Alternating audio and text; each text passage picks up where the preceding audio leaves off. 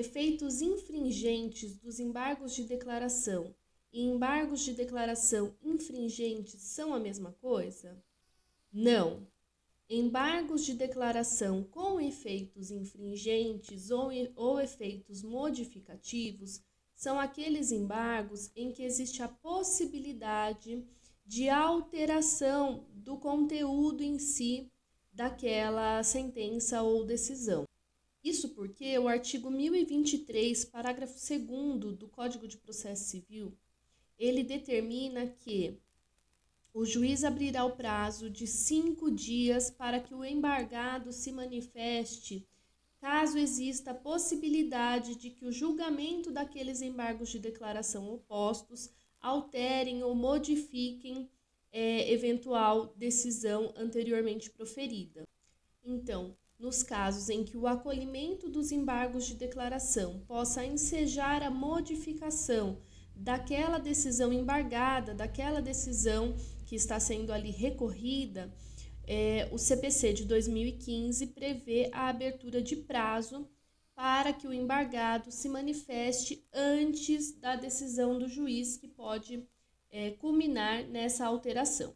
Da mesma forma, o artigo 1024, parágrafo 4º, determina que, e em razão da possibilidade do acolhimento dos embargos de declaração culminarem na modificação dessa decisão embargada, o artigo 1024, parágrafo 4º do CPC, estabelece que, caso seja proferida uma decisão com a modificação da decisão anterior, daquela decisão embargada, e caso a parte embargada já tenha interposto um recurso, será aberto prazo para que a parte embargada ratifique ou altere as razões recursais que já tenham sido interpostas.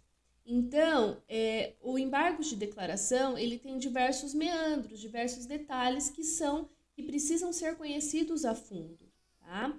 A possibilidade, então, de embargos de declaração com efeitos modificativos ou efeitos infringentes não se confundem com os embargos de declaração infringentes que foram extintos com o advento do novo Código de Processo Civil. É em razão da possibilidade de alteração dessa decisão embargada pela sentença que julga os embargos de declaração que o artigo 1023 prevê a possibilidade de manifestação da parte embargada. Mas por quê? Porque o processo, ele é guiado, ele é orientado pelos princípios processuais e principalmente pelos princípios constitucionais que permeiam ali todo o processo, dentre eles o princípio do contraditório. Então, o CPC de 2015, ele se atentou muito aos princípios processuais e principalmente aos princípios constitucionalmente estabelecidos. Então, ele parte do pressuposto, ele tem como regra que não será proferida uma decisão surpresa. Então, havendo possibilidade de alteração, o que se dará por meio de embargos de declaração com caráter ou com efeito infringente ou modificativo, é que o CPC prevê expressamente no artigo 1023, parágrafo 2º, a observância ao princípio do contraditório, abrindo então prazo para que a parte embargada se manifeste diante de eventual possibilidade de alteração da decisão anteriormente proferida. Também é importante nos atentarmos mais uma vez para o prazo de interposição dos embargos de declaração, que é de 5 dias. E após, quais são os efeitos da interposição, da oposição? E é importante nós nos atentarmos novamente ao prazo para oposição dos embargos de declaração, que é de 5 dias, tá? Então, são 5 dias úteis para a oposição de embargos de declaração. Cuidado! Como efeito da oposição dos embargos de declaração, não é a suspensão do prazo, e sim a interrupção do prazo para recurso. Preciso opor embargos para pré-questionamento? Essa é uma pergunta muito comum que me fazem. E a resposta está no artigo 1025 do CPC. O 1025 do CPC, ele diz que consideram-se incluídos no acórdão os elementos que o embargante suscitou para fins de pré-questionamento, ainda que os embargos de declaração sejam inadmitidos ou rejeitados, caso o Tribunal Superior considere existentes erro, omissão, contradição ou obscuridade. Tá vendo aí por que eu reforço a importância de nós nos atentarmos aos embargos de declaração? O que constitui o pré-questionamento? Pré-questionamento significa que aquele assunto, aquele tema que você vai abordar em recurso superior, ele tem que ter sido invocado em sede de recurso perante os tribunais. O artigo 1025, ele traz, então, a hipótese chamada de pré-questionamento ficto, que reacende, então, que reaviva, que reitera ainda mais a importância dos embargos de declaração e de que sejam valorados, que o profissional, o operador do direito, entenda a real importância dos embargos de declaração e do seu manejo de forma correta, tá? Então, a partir da simples oposição desse embargo de declaração, nós já teríamos, então, configurado ali o requisito de admissibilidade, que é o pré-questionamento. Mas muita atenção, não basta você fazer um embargo de declaração sem saber, sem ter uma estratégia de como você vai utilizá-lo para parar o seu recurso, tá? Principalmente com a questão do artigo 1025, tá? Então, não basta você fazer os embargos de declaração. Se você faz os embargos de declaração, alegando ali a omissão, pois não houve a análise do tribunal daquele tema que você pré-questionou. Em sede de recurso especial, por exemplo, ou em sede de recurso de revista, porque isso também se aplica ao âmbito trabalhista, você tem que já abrir isso como preliminar, tá? Então, é uma preliminar de negativa de prestação jurisdicional. Um erro muito comum que eu vejo é os advogados não conseguirem entender como essas teses vão se alinhando, né? Então, aquelas teses de omissão, contradição, obscuridade dos embargos de declaração, elas, em sede de recurso, caso não tenham sido acolhidas nos seus embargos de declaração, em sede de recurso, esses temas têm que ser aventados. E aventados como? No mérito? Não, isso é aventado em sede de preliminar, tá? Esses temas são preliminares. Por quê? Porque significa que aquela sentença, aquela decisão anteriormente proferida não estava de acordo com o que determina o artigo 489 do CPC, que nós já falamos aqui em vídeos anteriores. Se você não viu, pausa aqui esse vídeo, vai lá ver meus vídeos anteriores sobre o artigo 489 e como você analisa se cabe embargos de declaração ou não, tá? Então, o mais importante é que você entenda que os embargos de declaração, em caso de cabimento dos embargos de declaração, é muito importante que eles sejam opostos, mas não basta a simples oposição dos embargos de declaração, né? Recentemente, uma aluna me procurou, né?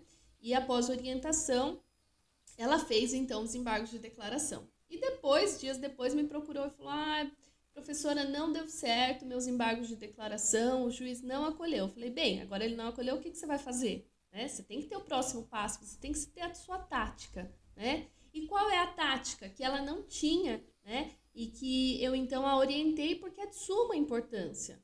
Então, agora você vai aventar isso no seu recurso em sede de preliminar, tá? Por quê? Porque se aquela decisão anterior tinha que se manifestar sobre determinado assunto e assim não o fez, nasce, então, uma preliminar, né, de negativa de prestação jurisdicional. E por que negativa de prestação jurisdicional? Porque o Estado, ele possui a jurisdição, a capacidade de dizer o que é certo, né, de aplicar o direito àquela determinada situação que foi trazida ao Poder Judiciário. Se o Estado não faz, se ele se omite, ele está negando prestação jurisdicional ao seu caso. E isso é causa de nulidade, tá? Então, por que a gente faz um embargo de declaração alegando omissão, né? E daí nós temos que estar muito conscientes, né? De cada 100 casos que a gente pega e a gente faz um embargo de declaração, 98 desses casos não são acolhidos os embargos de declaração. O juiz não reconhece, ou o tribunal, o desembargador, não reconhece ali que houve um erro naquela decisão, tá? Mas isso está preparando o seu recurso. Por quê? Porque em sede de recurso, você vai iniciar o seu recurso com aquela preliminar. E daí sim, né? Daí sim, em 80% dos casos, o que é verificado é uma nulidade. O tribunal determina que aquele processo retorne à instância inferior para que sejam completada, né? Para que seja completada aquela decisão anteriormente proferida e que não entregou a prestação jurisdicional devida. Veja bem, então, não é simplesmente fazer um embargo de declaração, você tem que ter uma tática, um motivo pelo qual você está opondo aquele embargo de declaração, tá? E posteriormente, após proferida a decisão sobre o seu embargo de declaração, essa decisão ela vai ser crucial para a interposição do seu próximo recurso. Isso serve na área trabalhista, isso serve no cível, isso serve para quem atua no tributário e até quem dirá quem atua no processo penal, tá? Porque também subsidiariamente será utilizado o Código de Processo Civil, mas não só por isso, porque aquelas questões que são constitucionais, e isso eu gosto sempre de reforçar com os meus alunos, né? Não adianta nós na faculdade, principalmente, nós estudamos o processo como disciplinas separadas, né? Então, você vai lá e estuda direito constitucional, você estuda processo civil, você estuda direito civil, depois você estuda direito previdenciário, direito trabalhista, processo do trabalho, mas o que tem que ficar claro para os advogados e para os operadores do direito? O direito é um só. O direito ele é interdisciplinar. Essas disciplinas, essa forma de estudo das disciplinas, elas têm que se combinar, né? E principalmente o modelo que o Brasil adota e o que nós temos como parâmetro é a pirâmide de Kelsen. Então, atualmente, a Constituição Federal, ela norteia, ela irradia por todo o nosso sistema processual, principalmente. Então, aqueles princípios que estão na Constituição, eles vão se aplicar por todos os processos. Então, eu posso utilizar isso no processo penal, eu posso utilizar isso no civil, eu posso utilizar isso no tributário, no trabalhista, no ambiental, seja qual for, porque todos eles estão adstritos, estão vinculados à Constituição Federal, tá? Então, se a prestação jurisdicional está a cargo do Estado, e o Estado nega essa prestação jurisdicional, porque ele se omite, ele não analisa aquele argumento trazido. E daí, atenção, eu já falei isso em vídeos anteriores, né? Não é um argumento banal, tem que ser um argumento capaz de infirmar o julgador, de convencer o julgador, de levar o julgador à decisão contrária, né? Que o julgador acolha o seu argumento. Tem que ser um argumento plausível, né? Então, se o julgador, diante de um argumento plausível, deixa de se manifestar sobre determinado assunto, ele não está entregando a prestação jurisdicional que lhe foi confiada, né? Que lhe foi confiada constitucionalmente. Eu sou Beatriz Violardi e ajudo advogados a ganharem mais processos.